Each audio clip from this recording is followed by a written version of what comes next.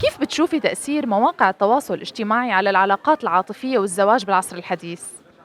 هلأ نحن ما فينا ننكر إنه التواصل الاجتماعي قرّب البعيد وبعّد القريب، هيدي en même temps يعني، بس كمان بنشوف كتير أثّر على العلاقات بين الرجل والامرأة، وصارت الامرأة كتير تبعد عن عائلتها وأسرتها، وبنفس الطريقة كمان الرجل صار يبعد، وصار يعني يشوف شوفات قبل ما كانت تنشاف أكتر، هلأ صار كلّه مفتوح على القصص على بعضها.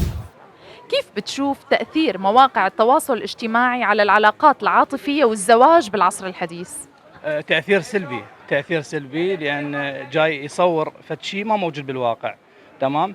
يعني جاي يعني يسخّف يعني حاشا يسخّف الموضوع أكثر، يعني يسخّف العلاقات العاطفية والزواج وهو فشي ما موجود هنانا، فأنا أشوفه تأثير سلبي يعني بصراحة. برأيك كيف بتشوف تأثير مواقع التواصل الاجتماعي على العلاقات العاطفية والزواج بالعصر الحديث؟ إلها إيجابيات وإلها سلبيات أكيد، بس بشكل عام يعني منيح يعني حلوة. والله بتأثر كتير وخصوصي بعصرنا هيك، بتلعب دورة كبير المهم. بس في أوقات الأحيان التواصل الاجتماعي مفيد بشغلات ومضر بشغلات. لخص لي الحياة بكلمة. الحياة جميلة بس اللي يفهمها. هذه الحياة ما شاء الله، الحياة حلوة بس اللي عارف يتعايش وياها بناسها الحلوة، خاصة هين أهل الشام ما شاء الله عنهم كونهم ناس مهضومين على قولة أهل الشام، جميلة جدا جدا. بنقول إن شاء الله الحياة بهالبلد بتصير أحسن، والصبر مفتاح الفرج، والفرج إن شاء الله قريب لهالبلد، وكل إنسان شريف بهالبلد بده يشوف الابتسامة وترجع مثل ما كنا وأحسن. لخص لي الحياة بكلمة واحدة. هلا هي الحياة بكلمة واحدة، إنه تكون التعايش وفي ثقافات جديدة وتعارف بين الدول وال كيف بدي أقول لك يعني يكون في تعاون بين الثقافات بين الدول بين المجتمعات.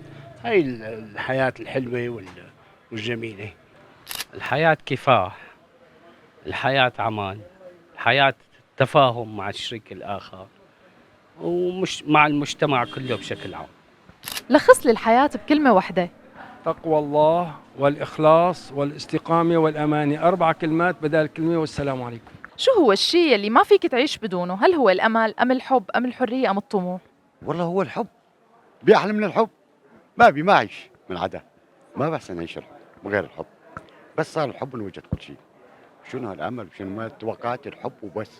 والله هلا ليكي كلهم اللي ذكرتيهم مهمين الحقيقة، ما فيك تستثني شيء عن شيء، بس يعني بترجع الأولويات اليوم للعيلة للإنجاز المهني، يعني هدول بالأولويات.